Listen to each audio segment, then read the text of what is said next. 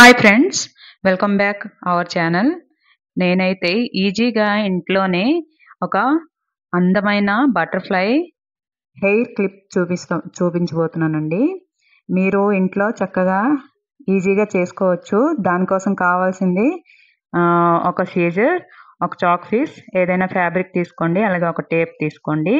ఇక్కడ ఈ ఫ్యాబ్రిక్ మీద ఫస్ట్ అయితే ఒక 15 సెంటీమీటర్ అయితే నేను ఇక్కడ తీసుకుంటున్నాను మెజర్మెంటు. దీనికన్నా పెద్దవి చేసుకోవాలంటే ఇంకొక 2 సెంటీమీటర్ కానీ 3 సెంటీమీటర్ కానీ మీరు పెంచుకోవచ్చు. అంటే ఇది స్క్వేర్ టైప్లో వస్తుంది అనమాట, బాక్స్ టైప్లోని. 4 వైపులు మొత్తం కూడా 15 తీసుకోవాలి. ఈ విధంగా చేసుకుంటే ఇంట్లో చక్కగా అందంగా ఇంట్లోనే మనము ఈజీగా తయారు చేసుకోవచ్చండి హెయిర్ బో క్లిప్ అనేది.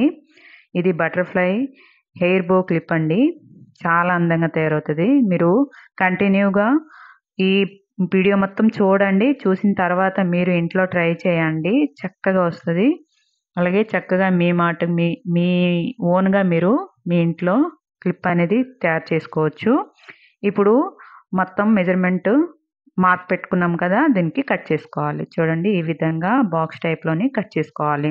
అలాగే దీనికి ఇంకొకటి కూడా సేమ్ సైజులో కట్ చేసుకోవాలి.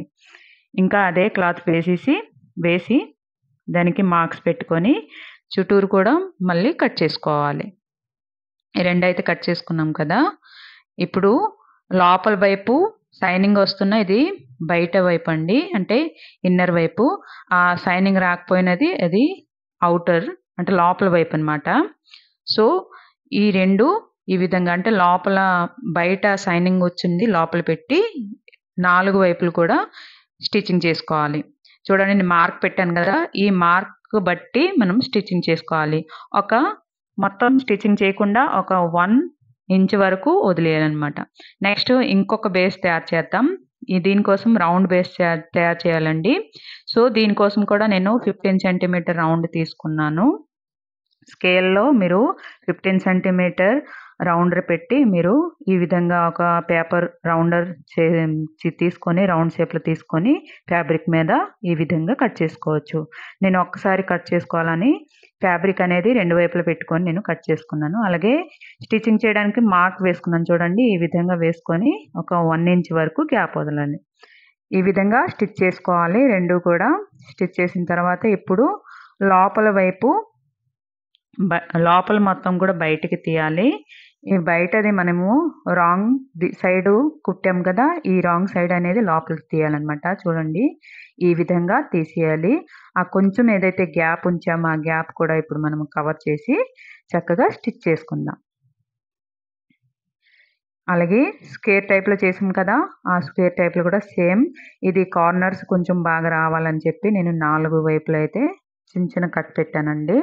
సో ఇది కట్ పెట్టిన తర్వాత తిరిగేసేద్దాం. దీనికి కూడా తిరిగేసిన తర్వాత చూడండి, ఈ విధంగా కార్నర్స్ అన్నీ కూడా చక్కగా రావు కదా, ఆ కార్నర్స్ అన్నీ కూడా చక్కగా రావడానికి ఈ విధంగా చిన్న పుల్ల లాంటి ఏదైనా పెట్టి దానికి సైజుగా చేసుకోవాలి.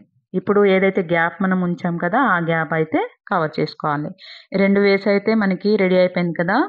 ఇప్పుడు ఒక స్కేల్ తీసుకొని సగంకి ఈ విధంగా ఫోల్డ్ చేసి అక్కడ మార్క్ పెట్టుకోవాలి. మనము ముందే ఈ విధంగా మార్క్ పెట్టుకుంటే ఎక్కడి నుంచి ఎక్కడికి మనము స్టిచ్ చేయాలో మనకి ఒక ఐడియా అనేది ఉంటుందండి. అందుకే ముందే ఈ విధంగా హాఫ్కి అనుకొని ఒక మార్క్ పెట్టుకోవాలి. అలాగే రౌండ్ షేప్లో కూడా సేమ్ ఈ విధంగా హాఫ్ చేసుకొని ఒక మార్క్ అనేది పెట్టుకోవాలి. చూడండి, ఈ విధంగా మార్క్ అని పెట్టేసి ఇప్పుడు సూది దారం తీసుకోవాలండి. సూది దారం అనేది ఏ కలర్ అయితే మనం ఫ్యాబ్రిక్ తీసుకున్నామో అదే కలర్లో దారం కూడా తీసుకోవాలి. మనకి అప్పుడైతే కనిపించదు అనమాట, వేరే కలర్ తీసుకుంటే కనిపిస్తుంది. సో అదే కలరు దారం తీసుకొని మనము ఎక్కడైతే మార్క్ పెట్టామో హాఫ్ చేసుకొని ఆ మార్క్ మీదే మనము స్టిచ్చింగ్ అనేది, అంటే ఈజీ స్టిచ్చింగ్, దగ్గర కాకుండా మరి దూరం కొంచెం వేసుకోవాలన్నమాట. నేను వీడియోలో ఏ విధంగా చూపిస్తున్నానో ఆ విధంగా మీరు వేసుకోండి. అది మళ్ళీ లాగేసి దగ్గరికి చేయడానికి మనకి ఈజీగా ఉంటుంది ఈ విధంగా స్టిచ్చింగ్ చేసుకుంటే. ఓకేనా, మనకి ఇదైతే చేతిలో స్టిచ్ చేసుకున్నాం కదా, ఒక్క 3 సార్లు దీన్ని తిప్పుకుందామండి. ఈ దారంని తిప్పుకొని ఒక నాట్ అనేది వేసుకుందాం సూది దారంతోని. అప్పుడు ఇది టైట్‌గా ఫిట్ అయిపోద్ది. చూడండి, మనకి ఇప్పుడు అయితే ఒక బటర్‌ఫ్లై షేప్ వచ్చేసింది కదా! దీనికి ఇంకాస్త ఎన్హాన్స్ చేయడానికి, అంటే ఆ మధ్యలో దారం గానీ, కుట్టు గానీ ఏం కనిపించకుండా ఉండడానికి చిన్న క్లాత్ తీసుకున్నాను. 2.5 ఇంటూ 8 సెంటీమీటర్‌ది తీసుకొని దీనికి స్టిచ్ చేసుకోవాలి. స్టిచ్ చేసిన తర్వాత ఎక్స్ట్రా ఏదైనా దారం ఉంటే అవన్నీ కట్ చేసుకొని, ఒక పుల్ల సాయం తీసుకొని మనము అది తిరిగేసుకొని ఈ విధంగా తయారు చేసుకోవాలి. ఇది తయారైపోయింది కదా!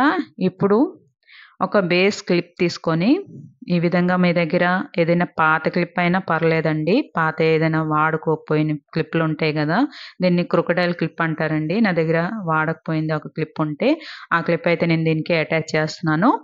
మీ దగ్గర ఒకవేళ మీరు కొత్తగా చేయాలనుకుంటే కొత్తవి తీసుకొని చేసుకోవచ్చు. లేదు అనంటే పాతవేమైనా ఉన్నా ఇలాగ గ్లూ గన్‌తోని దీన్ని స్టిక్ చేసుకోవడమే. అంతేనండి. ఇదైతే ఇప్పుడు అయిపోయింది కదా! ఇప్పుడు మనము ఏదైతే దానికి ఎన్హాన్స్ చేయడానికి చేశామో బెల్ట్ లాంటిది, ఆ బెల్ట్ కూడా దీనికి స్టిక్ చేసుకుందాం.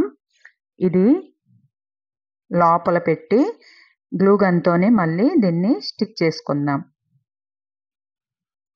వీడియోలో ఏ విధంగా చూపిస్తున్నానో ఆ విధంగా మీరు ఫాలో అయ్యి చక్కగా వీడియో ఫాలో అయ్యి చేశారనుకో మీకు కూడా చక్కగా ఇలాంటి బటర్‌ఫ్లై బో క్లిప్ అయితే వచ్చేస్తుందండి.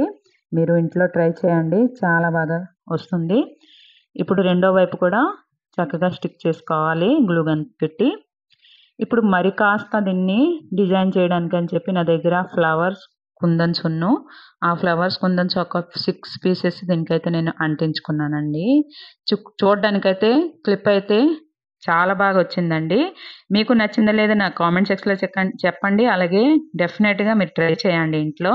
ఎలాగొచ్చిందనేది నాకు కామెంట్‌లో చెప్పండి. అలాగే నా ఛానల్ మీకు నచ్చితే ప్లీజ్ సబ్స్క్రైబ్ చేసుకోండి. ఇంకొక వీడియోతో మీ ముందుకొస్తాను. Bye bye.